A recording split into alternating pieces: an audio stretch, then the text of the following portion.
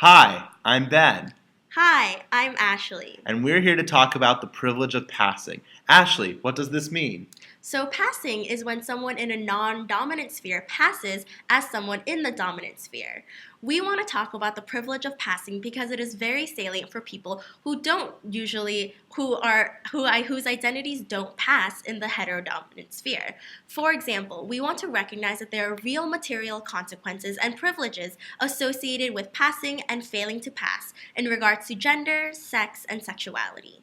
We live in a heterodominant, dual gendered sphere and society that exclusively readily accepts persons who appear as heterosexual men born with penises and heterosexual women born with vaginas. This structure of identity disadvantages those who do not pass as these categories. It also privileges those who appear to fit in these categories, such as a lesbian who dresses more feminine than she does butch, which drives people to want to appear to fit in. No one wants to have their identity erased by others, but nobody wants to be discriminated by their identity either. So in this video, we grapple with people's identity versus the privilege of passing. Thank you. And in order to do that, we're going to compare two stories of queer individuals who happen to pass as their white heterosexual counterparts. We're going to look at Ben Barres and Koa Beck, two unique examples that show how they enjoy the privilege of passing, but how this privilege can also be a burden to them. So with Ben Barres, he is a professor at Stanford University who is a trans man. In Ben's youth, he was identified as Barbara and raised as Barbara, but in his undergrad years transitioned into being Ben. Years later, when he was a tenured professor at Stanford, he started to notice that he was gaining a lot of male privilege that he did not have in his years as Barbara, especially by those who did not know that he was a trans professor. In fact, in one of his articles exploring the nature of gender in the sciences, he says, quote, "By far, the main difference that I have noticed is that people who don't know I am transgender treat me with much more respect. I can even complete a whole sentence without being interrupted by a man.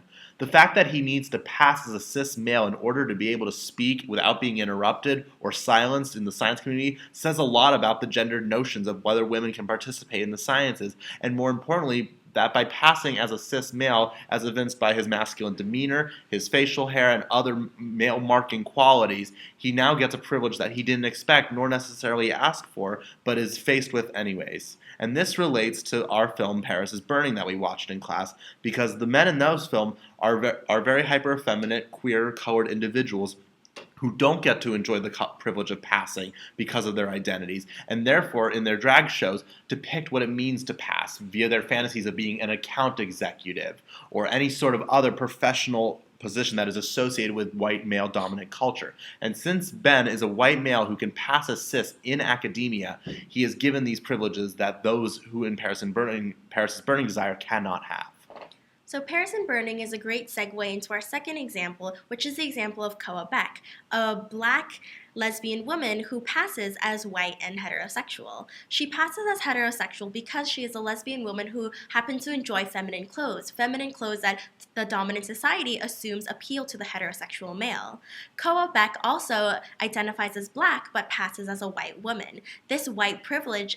She gains this white privilege because she has very fair skin and also brown hair. For example, when her mom picked her up from school one day when she was in grade school, her friends were surprised at how much darker her mom was and how her mom spoke in a dialect that wasn't in the dominant normal sphere of what a white woman would speak.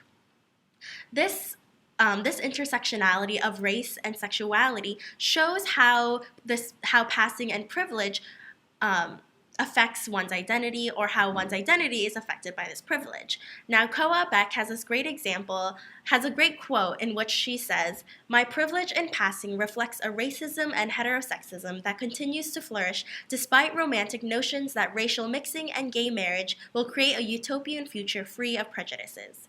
Police officers don't suspect me. Store owners like me. White strangers don't feel threatened by me. Racists get too comfortable with me. Homophobes unknowingly befriend me. My straight white doppelganger and I ride the subway together as I try to lose her in crowds and leave her behind at parties. I dispel her with a perpetual coming out, the casual I'm not white, the introduction of my partner. I've spent most of my life actively trying to evade her, but every time I sit down with new people, I know she sits down first." And that's a really great notion to understand that her white doppelganger being an entity that actually accompanies her and sits down first is really pertinent to some of the readings we've covered, especially McIntosh's White Privilege and the article about imitation and gender insubordination. With the white privilege example, McIntosh compares her white privilege to being that of an invisible knapsack, a kit of things that she knows will always accompany her simply because she's white. Koa also has this knapsack, but the weight of it feels burdensome on her because she knows it's not earned, that she is not white, and that she doesn't enjoy being falsely attributed these privileges for an identity that she does not feel comfortable with. Furthermore, in imitation and gender insubordination, Koa has to assert her lesbianism for fear that her feminine identity being associated with heterosexuality will mean that her ability to enjoy sex with women and sexual relations with women will be erased by a society that does not recognize female sexuality outside of the male gaze. So overall, we recognize that there is this grappling of people's identity and also being able to pass. In conclusion, we recognize that people shouldn't have to either give up their identity or hide their identity to pass in the heterodominant sphere just to be accepted by society. We think that you should be able to embrace your identity and express your identity without having any fear of gaining or losing any kind of privilege. Well said. Thank you so much for joining us. Thank you.